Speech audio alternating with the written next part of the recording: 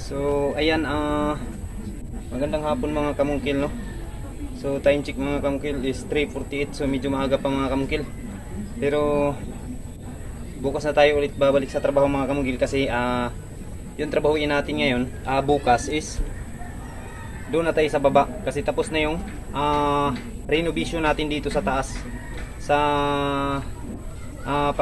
pangalawang palapag nitong bahay, no. Natapos na natin, so natapos ko siya sa pagtrabaho is isang buwan at isang linggo mga kamungkil yung pagtrabaho ko dito, no, na kung saan ako lang mag-isa yung nagtrabaho na panday dito, rauna, welder, electrical, lahat dito mga kamungkil. At may isa lang akong kasama na medyo bata pa, kaya ganun po katagal yung pagkatrabaho natin dito sa taas, no.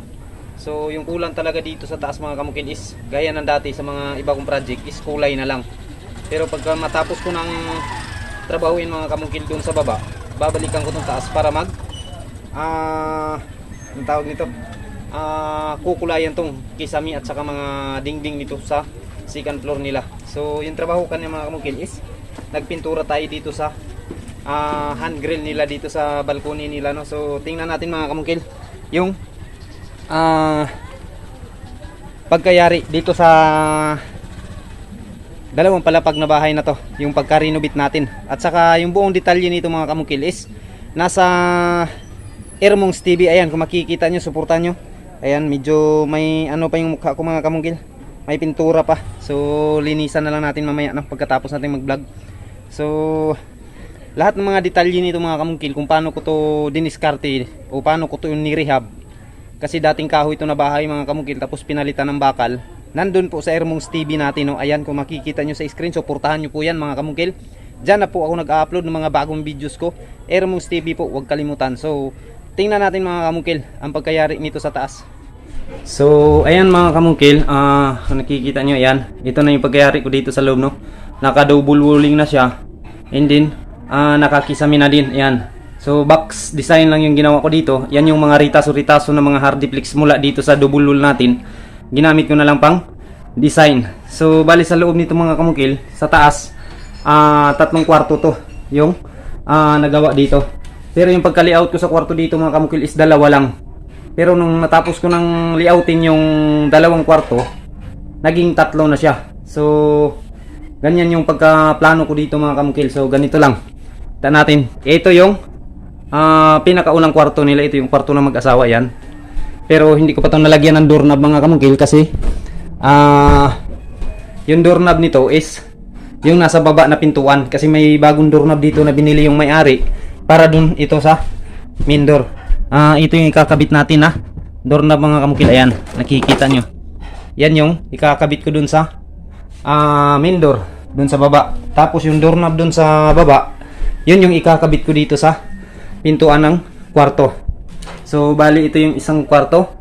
Tapos ito yung pangalawa, ito. Tapos ito naman yung pangatlo. Yan. So wala pang pintuan na lagay, pero pag makabili na si madam, kakabit na lang natin yan. So bali ito yung forma ng ikalawang kwarto dito sa loob. Ayan. Tapos may isang ilaw. Dito ko nilagay yung switch niya mga kamungkil. Tapos yung saksakan. So pinakita ko rin to mga kamungkil nandun sa Ermongs TV kung paano ko to winiring sa matipid na pamamaraan mga kamungkil. So pailawin natin. Yan. Yan. So simple lang, lead lang yung nilagay ko dito sa mga kwarto na to para makatipid yung may-ari. Yan. So yan. So dito yung pangalawang kwarto. Tapos ito na naman yung pangatlong kwarto. Yan. Medyo makalat pa mga kamungkil. Tsaka sabi na may-ari bukas magliligpit na sila dito sa taas. Kasi nayari ko naman to sa pagkatrabaho itong taas. So bali ito yung switch nya. Yan. Yan yung ilaw nya. Saan ba yun? Ayan. Patay. Bawat kwarto dito mga kamungkil isang ilaw. And then isang tugang na saksakan. Ayan. CO. Tapos ito naman yung sa kwarto ng mag-asawa. Yan, ito yung switch nya. Tapos nandito yung saksakan nya. Pailawin natin. So yan, okay. Yan. Tapos, ito yung salan niya dito sa taas. Ito yung hagdanan niya. Ito yung hagdanan na to mga kamukil is tratrabahuin ko pa to. Malili pa to. Bali, nakikita nyo yung may bakal na yan. Diyan ko siya. Yan yung landing niya. Kaya mauurong tong hagdanan na to. Tapos, gagawa ako ng hand grill dito. Paikot yan, papunta doon. May hand grill yan. Ito yung panghuli kong trabahuin mga kamukil. Pagkatapos kong maayos doon sa baba, sa tindahan niya. Tapos mapalitadahan. Panghuli ko tong tratrabahuin tong hagdanan na to. So, bali, ito yung kabuuan ng forma sa taas mga kamukil. Ayan. So, ayan. Kung nakikita nyo, parang 2 kwarto lang. Ayan. So, yung isang kwarto, nandun sa papasok. Ayan. So, ayan. Then, ito yung design ng ceiling nya sa taas. Ayan. So, kulay na lang yung kulang dito mga kamukil. Yan. Paikot yan. Tapos, ito na naman yung daanan sa balkoni nila. Ayan. Yan. So, yung sliding window mga kamukil dati na yan, din, ibinalik ko na lang sa pagkabit. So, yan. Yung itsura nya. So, bali dito sa sala mga kamukil, kung nakikita nyo, may 3 tayong switch dito. Kasi, yung ibang switch dyan is, yun yung pinapadala ko sa ilaw dun sa balkoni. So, ito lang yung ilaw nila sa dito sa sala sa loob mga kamukil. Yan. So, simple lang. Walang ibang design dito, kundi box lang yung nilagay ko dito. Kasi yun naman yung order na may-ari. Gaya na sabi ko mga kamukil, kapag ano yung gusto talaga ng may-ari, yun talaga yung tatrabahuin ko. So, yan. Simple lang. Pero, parang may idadagdag pa ako dyan mga kamukil. Pagkatapos sa lahat-lahat, lalagyan ko yan ng kunting twist dyan sa ilaw na yan. Para may kakaibang tingnan. Tapos, ito na naman yung balkoni nila mga kamukil. Ayan. So, nakikita nyo, nilalagyan ko siya ng lalagyan ng bulaklak dito sa taas. Para may disenyo lang. Hanggang dito ko lang siya nilagay. Hanggang dito lang. So, yan. Yung pagkayari ko dito sa taas. Tapos kung nakikita nyo mga kamukil, itong floor slab natin, ito yung sinasabi ko sa inyo na hindi ko na ginamitan ng scaffold tsaka beam. So, yung detalye niyan mga kamukil is nandun din sa Airmonks TV natin at saka sa FB page natin na alias Mungkil. Meron dun, na-upload ko din yun, yung mga detalye dito sa pagkatrabaho ko. So, maraming dagdag kaalaman kayong mapupulot mga kamukil o diskarte kapag puntahan nyo po itong channel na to, Airmonks TV, at saka sa FB page alias Mungkil. Ayan. So, bali yung pagkayari ko dito sa balkon mga kamukil sa Kisame nila, ito lang. Yan, kung nakikita nyo. So, dito, tingnan natin. So, ito dito, yan. May 2 ilaw sa bawat gilid. Yan, parang box din yan mga kamukil na dinisign ko. So, kung ano yung nakikita nyo dyan sa ito, ayan, kung nakikita nyo, may 2 ilaw sa gilid. So, kung tingnan nyo dito, may box din siya. Pati dito sa buladan lang mga kamukil, kinasamihan ko yan. Yan. So, ganun rin dito sa kabila. Yan din yung forma nya. So, kapag mabatakan to mga kamukil, makulayan to, mas lalo pang gaganda tong bahay na to. So, yan, may 2 ilaw din. So, kung napapansin nyo mga kamukil, magkaiba yung ilaw at saka doon. Kasi sa binilihan ko mga kamukil, wala na, ubos na yung ganyan. Merong ganyang forma pero warm white yung kulay. Pero ito kasi nabili namin una is off-white yung kulay nito. Kaya bumili na lang ako ng ibang design. At least pareho yung kulay ng ilaw. Tapos dito sa gitna mga kamukil, ayan, kikita nyo, center light nya, maliit lang din. Kasi maliit lang din yung balkon na to. So, tricolor yan mga kamukil, no? Tapos kung nakikita nyan, ayan, may cob yan. So, dapat sana paikot yung cob. Pero nung tiningnan ko mga kamukil, o drino ko to, pangit tingnan kapag kapaikot yung cob. Kasi may kaliitan lang tong balkon nila dito sa taas. Kaya ang ginawa ko, dito lang sa harap mismo yung nilagay ko yung cob light nya. So, pailawin natin mga kamukil. So, nandito yung switch nya, ayan. So, pailawin natin yung tricolor dito sa, yung tricolor mga kamukil, center light at saka cob light, pinagsama ko na yan dito sa pangalawang switch. Tapos, itong pangatlong switch, yun yung mga ilaw dun sa gilid. So, pailawin natin yung try light. No. Ayan. Yung ano yung napindot ko. Pangatlong switch. So ayan yung mga ilaw niya sa gilid. Paggabi mga kamukil na napakaliwanag dito. So tapos yung tricolor niya sa gitna. Yan yung unang ilaw niya. Tapos pangalawa, plain lang siya. Tapos pangatlo ayan. So pag sumisindi yan mga kamukil, sisindi din yung cube dito sa harap niya yan. So mamaya mga kamukil, paggabi tayo ng konti para makikita nyo yung itsura dito sa labas, sa balkoni nila. So puntahan natin sa labas mga kamukil kung ano ba talaga yung forma nito sa pagka-renovate ko. So before and after mga kamukil, malaki na talaga yung kaibahan. So ayan mga kamukil, no? Bali ito yung forma niya dito sa gilid mga kamukil. Ayan. So sa before nito mga kamukil, ang laki ng kaibahan na talaga nung nirenovate ko to. So bali diretso siya papunta dyan. Tapos pagdating sa balkoni niya, iniba ko yung forma. Kasi para walang katulad mga kamukil sa mga bahay dito, walang kapareho. So ito yung forma niya sa harap mga kamukil. So bali ayan na yung forma niya talaga sa taas mga kamukil.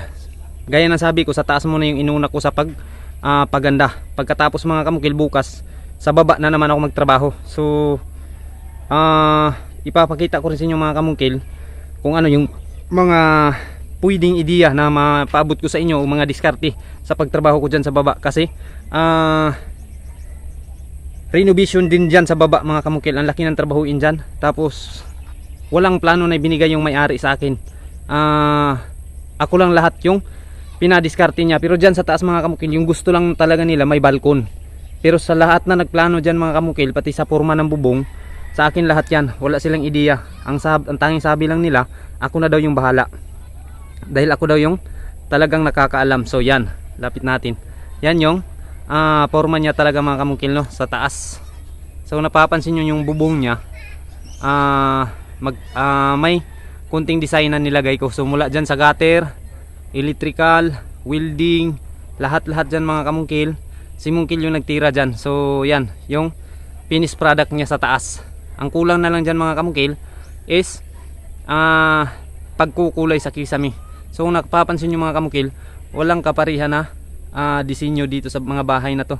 So may dito sa lugar na to mga kamukil, marami kasi akong natapos dito na bahay. So bali nasa 8 bahay siguro o 12 na bahay yung trinabaho ko dito na talagang pagkatapos sa isa, lilipat naman ako dun sa isang project. Talagang nagugustuhan nila yung pagkatrabaho ko. So mamaya mga kamukil, paggabi tayo ng konti at na makita natin kung ano yung forma talaga ng mga ilaw. So dito sa balkoni nila. So bali dito sa likod mga kamukil is may nagpapatay din dito ng bahay na ground floor lang. Malaki-laki din to mga kamukil at Spanish type yung ano nila, pagkayari. Ayan, nakikita nyo mga kamukil. So hindi pa talaga tapos at naistapan pa kasi siguro mga kamukil kulang sa materialis, hinintay pa.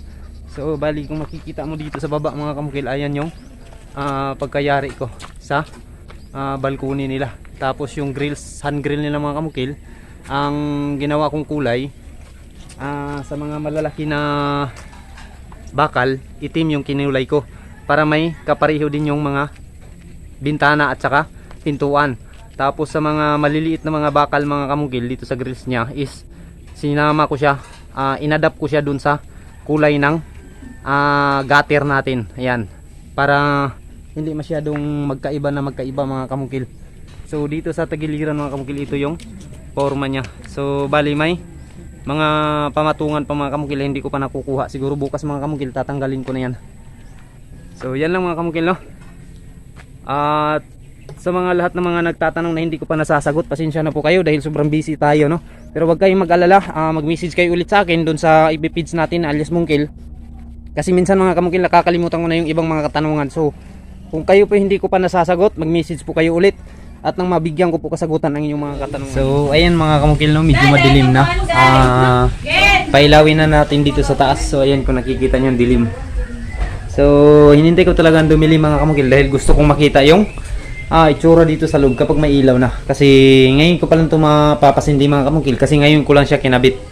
So, pailawin natin yung sala nila dito sa second floor. Yan. Wow. Yan yung ilaw niya. Tapos, itong mga kwarto mga kamukil, pailawin natin. So, bali yan yung ilaw niya. Tapos, nandito yung switch niya. So, lahat ng mga switch mga kamukil nandito sa malapit sa pintuan para madali lang kapain kahit na pagpasok mo pa lang, pwede mo nang pailawin. Yan. So, yan. Yan yung ilaw niya. Tapos, dito sa pangalawang kwarto. Ito yung pangatlo mga kamukil na kwarto.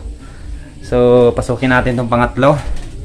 So, yung switch niya, nandito rin sa gilid ng pintuan. Yan. Pailawin natin. So, yan. So, bukas mga kamukil, magliligpit na sila ng gamit dito kasi plastado na to dito. So, ito yung kwarto ng mag-asawa. So, ito yung nilagyan ko ng pinto. Tapos, pailawin din. Ayan, may tao pa pala mga kamukil. Ano? Adik yan ng email mga kamukil. Yan yung anak nila mga kamukil. So, pailawin natin laba. Ayan. Kapain natin yung switch dito sa gilid ng pintuan. Ayan. So, okay. Walang problema sa switch nila mga kamukil. Okay. Function lahat. So, dito sa balkon mga kamukil, tingnan natin. Ito yung pintuan nila sa balkoni. Tapos, ito yung switch nila. So, subukan natin pailawin yung yan. Kung nakikita nyo, medyo madilim na talaga mga kamukil, no? Sa baba. So, ayun yung bahay na trinabaho dito sa harap na bahay na to. So, yan, pailawin natin dito sa itong mga light nila sa gilid ng box. Yan. So, yan. Bali, 4 nilagay ko mga kamukil. Tapos, pailawin natin itong center light at saka cob light. Oh, wow, ganda. Ganda pala. Tapos, patayin natin. Yan yung pangalawang ilaw sa tray light nya. Tapos yun yung pangatlo. Tingnan natin. So bali ito yung cob nyo mga kamungkil. Yan. Center light. Pailawin natin yung sa mga gilid ng mga ilaw mga kamungkil. Yan. Kapain natin dito yung switch. Sana yan. So yan. So puntahan natin sa baba mga kamungkil para makita natin kung ano yung view. So bali ito yung hand grill nya dito. Lalagyan ng bulaklak. So, ayan mga kamukil, no, yung forma niya dito sa harap, no, sa balkoni nila. So, ilapit natin, subukan natin ilapit. So, ayan. So, against the light siya mga kamukil. Pero, kung makikita nyo mga kamukil, ang liwanag po sa taas. So, bali 4 na ilaw sa bawat tagiliran. Din may cob light sa harapan, saka center light. So, subukan natin patayin yung 4 na ilaw sa tagiliran mga kamukil. So bali yan yung forma niya mga kamukil kapag cob light at saka center light yung umiilaw. So medyo nawawala yung center light mga kamukil sa cob light nya. So subukan natin baguhin yung ilaw nya. Yung blue lang ilalagay natin dyan sa center light. So, bali ayan yung forma niya mga kamukil, no? Kapag blue lang yung pinailaw natin. So, pasindihin natin lahat yung ilaw mga kamukil. Gilab! Siga! So, ayan, yung forma niya. Maliwanag na maliwanag siya. So, yan yung anak na may-ari mga kamukil na yung nagpapailaw. So, ayan yung forma mga kamukil sa bahay na to pala kapag may ilaw na. So, ang liwanag. So bukas mga kamungkil, itong baba yung tratrabahuin ko sa tindahan niya, tsaka dito sa harapan maglalagay tayo ng gate. So yan lang mga kamungkil, no, yung mapapaabot ko sa inyo na video ngayon. Wala muna tayong dagdag kaalaman. Pinapakita lang natin mga kamungkil kung ano yung kaibahan sa pag-rehab natin sa bahay na to. So yan lang, maraming salamat. At sa mga nag-message sa akin na nagtatanong, nagpapa-estimate o anumang klaseng katanungan patungkol dito sa construction, no, sa lahat ng hindi ko na masasagot, mag-message kayo ulit sa akin kasi gaya ng sabi ko mga kamukil, sobrang busy tayo mga kamukil, kaya mag-message kayo ulit sa akin kung hindi ko pa nasagot yung mga katanungan nyo doon sa FB page natin na alias Mongkil. So maraming salamat mga kamungkil sa walang sawang pagsuporta at panonood sa ating video. At once again, Mongkil on the vlog.